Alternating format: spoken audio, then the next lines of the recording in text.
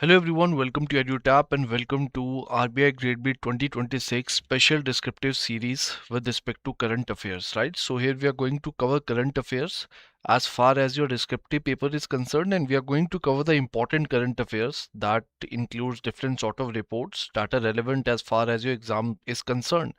And if you do not know this special descriptive series that is going on these days, so me, Deepika ma'am and Surinder sir, we are conducting these sessions where Surinder sir is going to deal with your static descriptive area, right?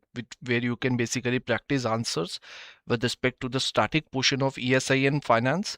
Deepika ma'am is going to take your management sessions and I'm going to take your current affairs sessions, right? And very importantly, I'm going to cover different sort of reports that are there. So I hope it is clear to you. Now, before we begin with today's session, and let me tell you that today we are going to deal with this employment and social trend report, which has been released by International Labour Organization, right? ILO has released this report and it is relevant for your examination. But apart from that, let me tell you that I have made this list over here. This screenshot I have taken from the Ramban course. So basically these are the different reports that you have to cover, right? And apart from that, of course, you have to cover other reports also. Other reports basically means those reports that are clearly mentioned as a part of your syllabus. For example, economic survey, RBI annual report. It can include budget, World Development Report, World Economic Outlook. So those sort of reports definitely you have to cover, and you would already be knowing it.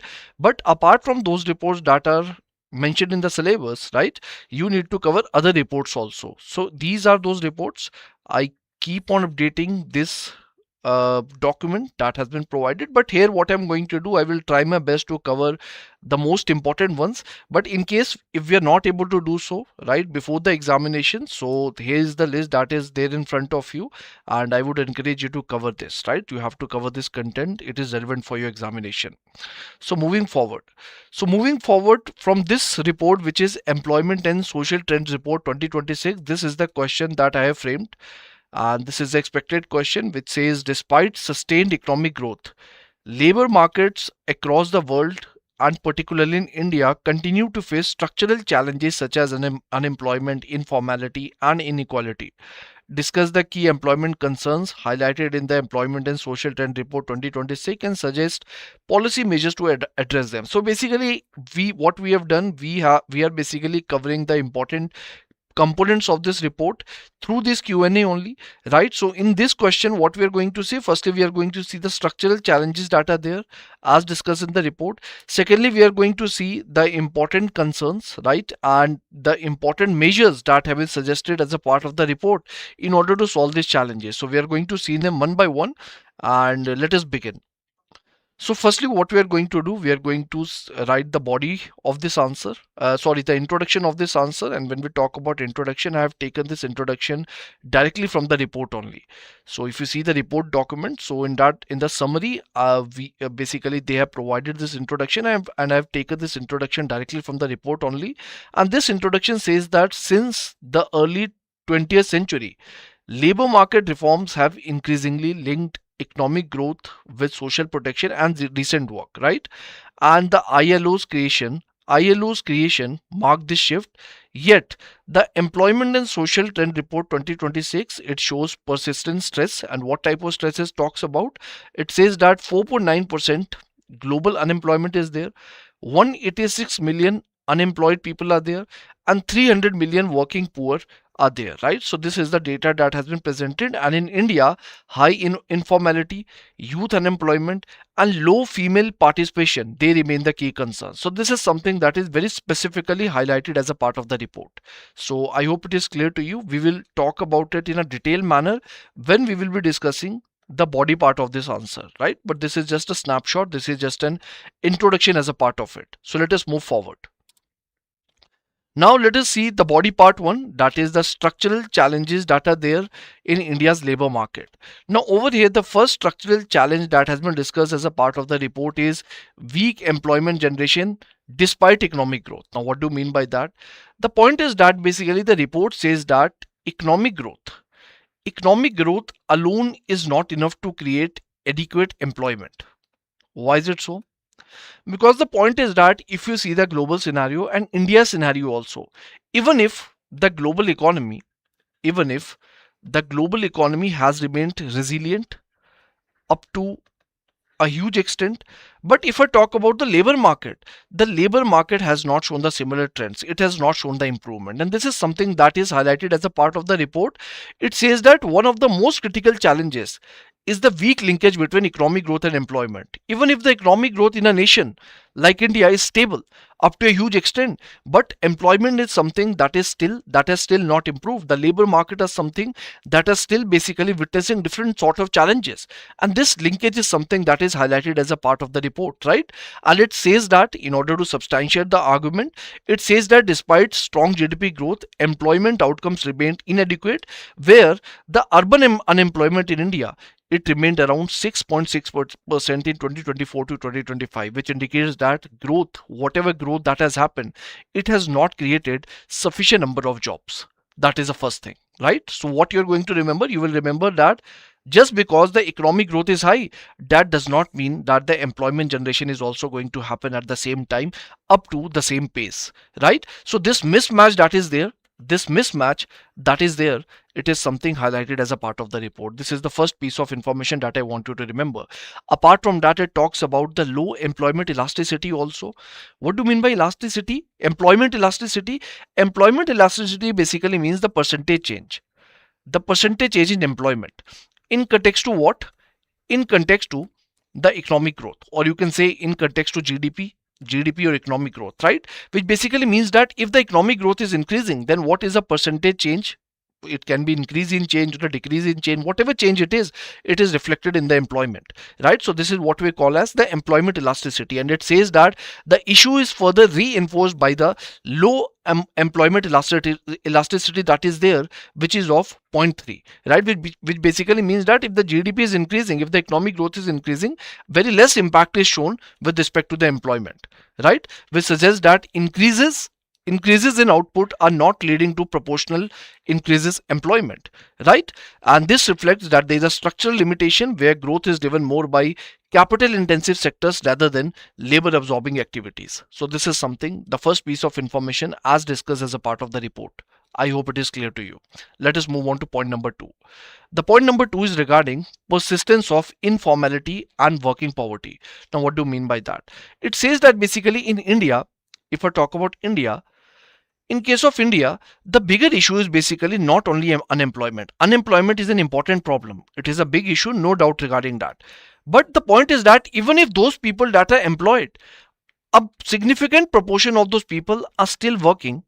A significant number of people are still working in the informal sector, right? Which basically means that up to a huge extent, their jobs are unsecure, and whatever salary they are getting, whatever money they are able to earn, it is basically low paid, which is an important issue, right? And this is something that is highlighted as a part of the report. It says persistence informality that is there and working poverty. So a defining feature of India's labor market is the persistence of informal employment, and where it says that more than 80% of the workforce is engaged in informal activities that lack income security and of course the social protection, right? Which is missing in case of informal employment. And at the global level, if we talk about the global level, nearly 300 million workers continue to live in extreme poverty despite being employed, largely due to informality. Can you imagine that people being employed, they are still suffering from extreme poverty, and the number is not small. The number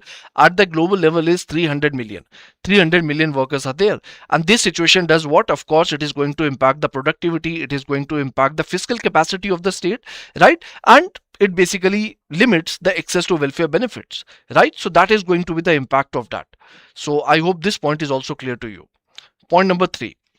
Now, point number 3 is regarding rising youth unemployment that is there and the skill mismatch that is there.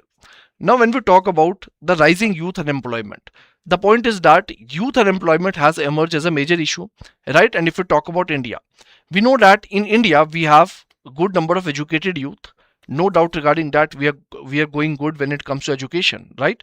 I would not comment about the quality of education, because otherwise we will diverge from the main topic. But the point is that people, at least they are getting qualified, they are passing their schools, they are going to the colleges up to a huge extent.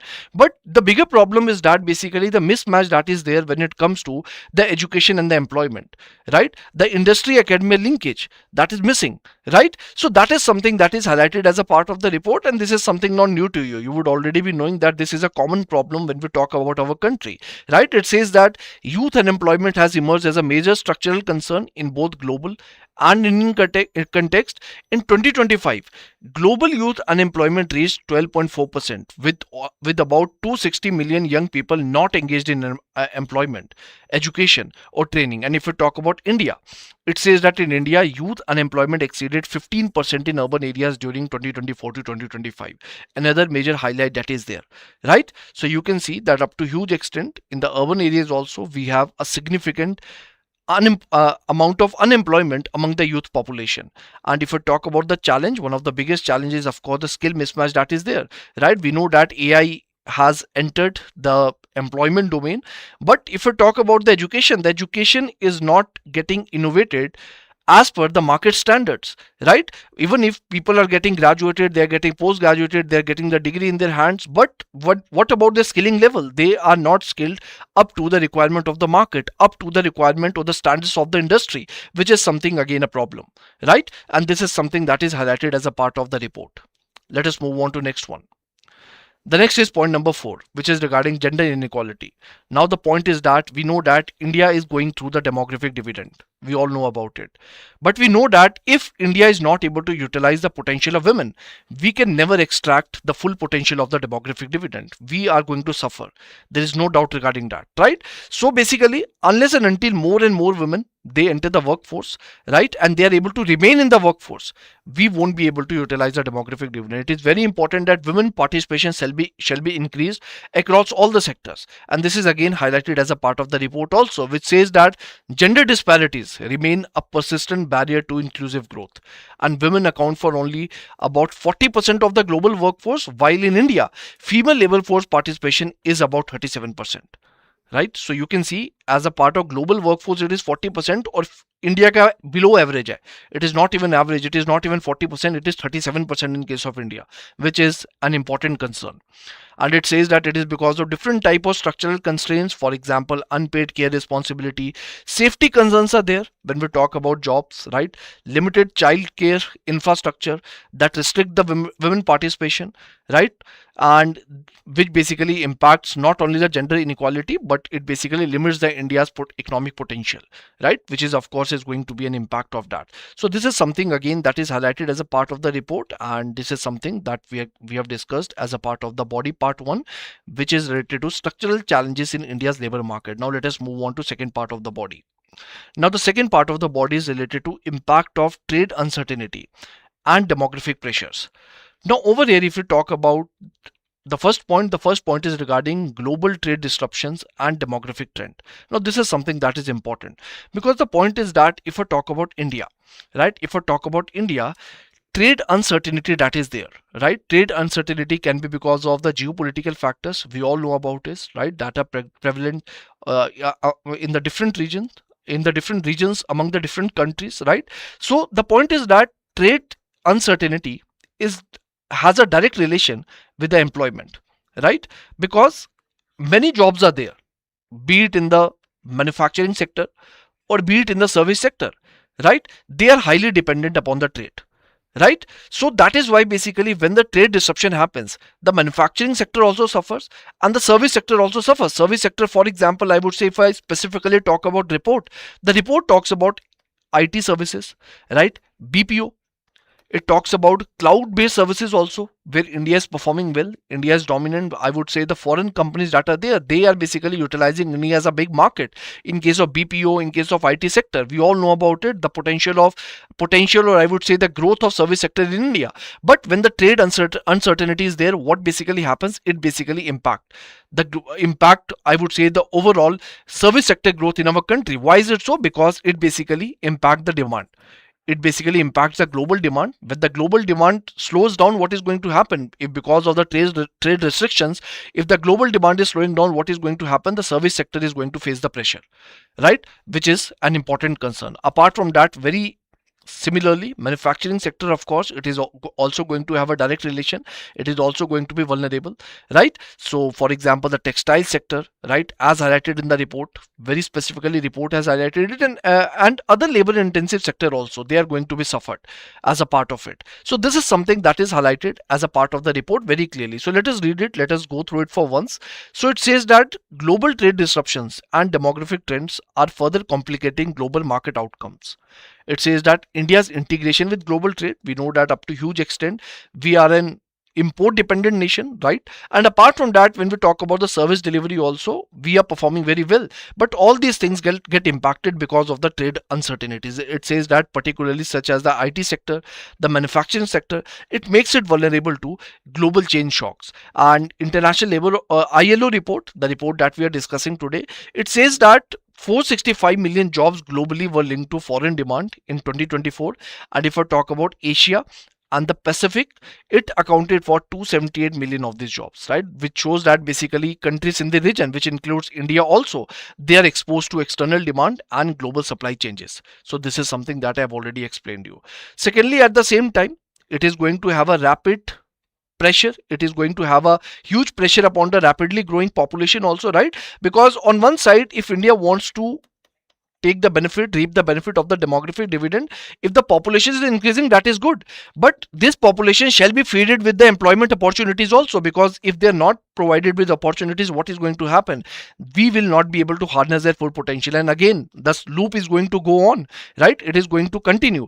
This loop of, I would say, inefficiency, the loop of unproductivity as a part of our nation, it is going to continue for a longer period of time if we are not able to provide the equal opportunities to all the people who are there as a part of the nation, especially the young population, right? So it says that at the same time, the rapid population growth, it increases the pressure to create a adequate employment opportunities, and without significant job creation, if the job opportunity is not there, these factors can exacerbate, they can exacerbate the inequality and regional disparities, right? And it talks about data also. It has given the data that southern Asia's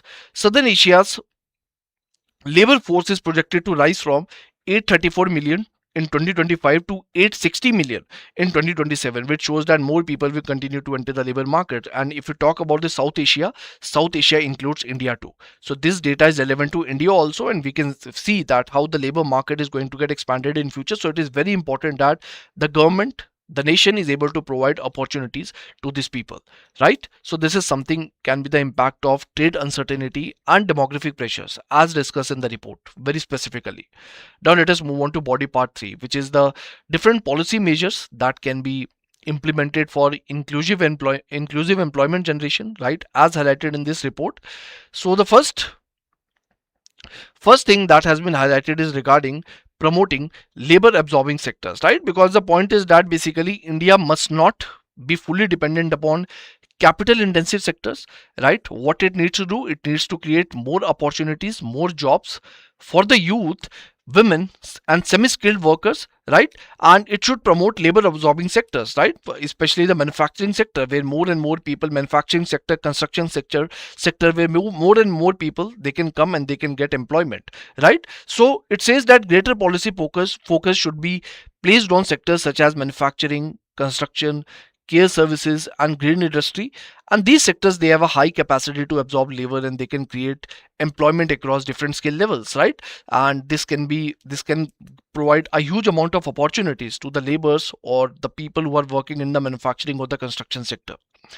Secondly, we need to reduce informality also through social protection. I told you informal, a significant portion of the population is employed, but the problem is that a large part is still employed in the informal sector only, right? So what we need to do, we need to make sure that people who are working in the informal sector, they have low wages, they don't have any kind of social protection, so we are able to provide them that, right? So they should not remain invisible. We need to make them visible, and they must be brought into social protection framework so that employment becomes more secure, and I would say more dignified, right? So this is something that is required. So it says that reducing informality requires stronger social protection system and better labor formalization. And it talks about e-shram portal also, right, where it includes a huge database, and the laborers can get UAN number also, right? And it has registered over 300 million informal workers, right, as of now.